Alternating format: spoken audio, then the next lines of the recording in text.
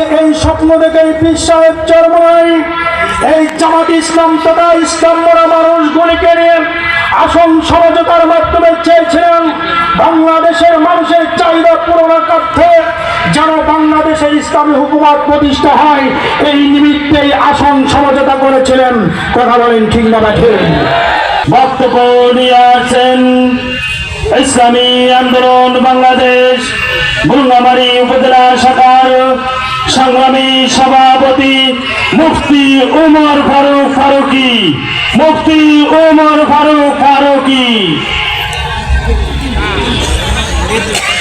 আসসালামু আলাইকুম ওয়া রাহমাতুল্লাহি ওয়া বারাকাতুহু। ইন্নাল হামদুলিল্লাহ লা নাবিয়্যা বা'দা আম্মা বা'দ। আউযু বিল্লাহি মিনাশ শাইতানির রাজীম। বিসমিল্লাহির রাহমানির রাহিম।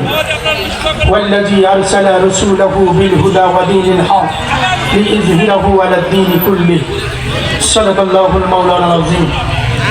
আজকের কুড়িগ্রাম 25 আসনে নির্বাচনী জনসভার সম্মানিত প্রধান অতিথি, যিনি খানকার বীর ময়দানের বীর, বাংলাদেশের সিপাচালা জিন্দা শাহজালাল, বাংলাদেশের ইসলাম দেশ মানবতার অকন্ত পাহাড়ি, আজকে আরো উপস্থিত আছেন আমাদের কুড়িগ্রাম 25 আসনে বিভিন্ন ইসলামী আন্দোলনের অঙ্গ সংগঠনের দায়িত্ববৃন্দ, উপস্থিত আছেন ইসলাম প্রেমিক আমার ভাইরা, সকলকেই আজকের এই কুড়িগ্রাম 25 আসন থেকে আমাদের সিদ্ধান্ত নিতে হবে ইসলামের বিজয় হবে নাকি ইসলামের বিপক্ষের শক্তির বিজয় হবে। সম্মানিত ভাইরাম, আল্লাহ রাব্বুল আলামিন কুরআনুল কারীমের ভিতরে বলেছেন ওয়াল্লাযী আরসালা রাসূলাহু বিল হুদা ওয়া দীনিল হক। হে রাসূল, আপনাকে দুনিয়ার জমিনে প্রেরণ করা হয়েছে, যত ধরনের মানব রচিত তন্ত্রমন্ত্র রয়েছে সবগুলিকে পিছে ফেলে আমি রব্বুল কারীমের পক্ষ থেকে প্রদত্ত সংবিধান আল কুরআন বিজয়ের চরম পর্যায়ে পৌঁছে দিতে হবে। সম্মানিত শুনি, আল্লাহ রাসূল সাল্লাল্লাহু আলাইহি সাল্লামের দায়িত্ব পালন করেছেন, তার প্রাণপ্রিয় সাহাবীরাও দায়িত্ব পালন করেছেন। হযরত ওমর ফারুক আজম জাহানের প্রেসিডেন্ট ছিলেন। আমরা যুগ যুগান্তর ইতিহাস যদি পর্যালোচনা করি, ইসলাম পড়া মানুষগুলি এই বাংলাদেশের খেলাফতের দায়িত্ব পালন করেছেন। কথা বলেন ঠিক না ঠিক? আমি আপনাদেরকে আহ্বান করব, আজকে আমরা 2026 সালে আমরা যে নির্বাচনের সুযোগ পেয়েছি, নেতা নির্ধারণের একটা প্ল্যাটফর্ম মাত্র।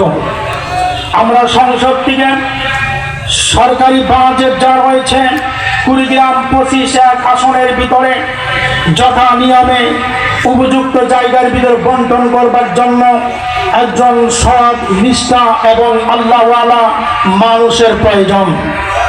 আপনারা যতগুলি প্রার্থী দেখতে পাচ্ছেন, আপনারা তাদের ক্যারেক্টার তালাশ করবেন। আমাদের পিসা হুজুরের মনোনীত হারিসুল বাড়ি রনি ভাইয়ের ক্যারেক্টার আমরা তালাশ করব।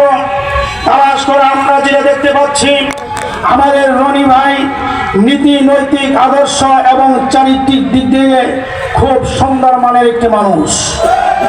এজন্য আমি আপনাদের আহ্বান করব, আল্লাহ রাব্বুল আলামিন দায়িত্ব দিয়েছেন তোমাদেরকে শত মতাদর্শের উপরে কুরআনুল কারীম নামক সংবিধানকে রাজত্ব খাতে পৌঁছাতে হবে। এটা আল্লাহ রাব্বুল আলামিনের হুকুম। আজকে এই স্বপ্ন দেখে বিশ্বাসের চরমায় এই জামাত ইসলাম তথা ইসলাম মরা মানুষগুলিকে নিয়ে আসন সমঝোতার মাধ্যমে চেয়েছিলেন বাংলাদেশের মানুষের চাহিদা পূরণের স্বার্থে যেন বাংলাদেশে ইসলামী হুকুমত প্রতিষ্ঠা হয়, এই নিমিত্তেই আসন সমঝোতা করেছিলেন। কথা বলেন ঠিক না ঠিক? যুগের যুগের মহাগাদ্দারের নায়কের ভূমিকা পালন করেছে তারা। আজকে আমরা দেখতে পেয়েছি বিশাল চরমায় শুধু গাদ্দারি করেছিল,